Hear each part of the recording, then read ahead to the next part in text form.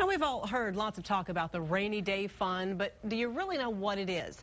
Our Nancy Wilson talked one-on-one with a former lawmaker who created that fund to find out why it was created, why he made it so difficult to tap into, and how it's been used in the past. If you'll please take your seats. The year was 1987. The price of oil was dropping like a rock. Stan Sleeter was a member of the House of Representatives. So it became very apparent that we were going to have to pass a tax bill. So one of the trade-offs for me carrying a tax bill was I wanted us to have a savings account. And that savings account has a name, the Economic Stabilization Fund, also known as the Rainy Day Fund. It's funded by taxes on oil and natural gas. Today, the fund has more money than ever, about $8.2 billion. But tapping into that fund is not easy, and that's by design. 3/5 of lawmakers must approve using it to pay current bills, and 2/3 are required for next year's budget. If you can convince that many members, then I think you've met the test. Lawmakers met that test 12 times in the last 19 years, using $3.5 billion of the fund. Here's the breakdown.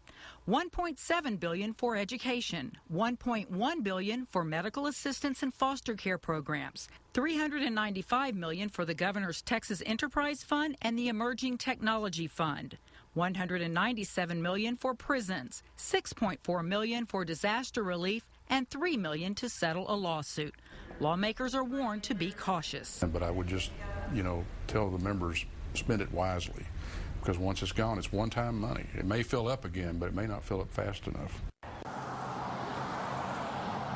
Well, that was Nancy Wilson reporting. The small amount the legislature plans to use from the Rainy Day Fund will not help with the job cuts that are already on the table, but there is some hope out there. Let's check in with from this school year if they were to use that. But it is important to note that if the legislature decides not to cut as much from education, then the jobs being cut tonight could be reinstated.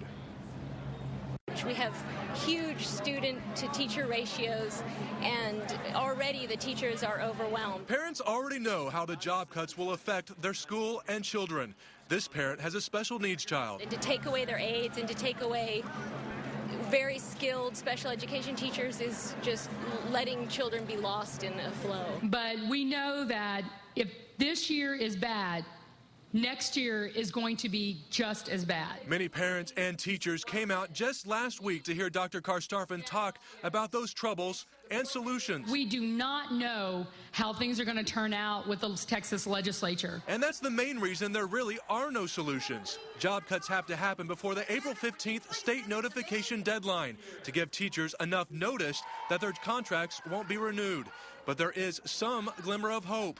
If the legislature comes back with a budget that favors public education, some of those jobs that are being cut or have already been cut can be reinstated, and teachers could get their jobs back. We know that it is so deep that we are going to lose good people, fine people, talented people that we want to keep in our district, but we simply can't afford to. But the other reality is that the legislature could be forced to make deeper cuts into education. And if that were to happen, even more teachers could lose their jobs.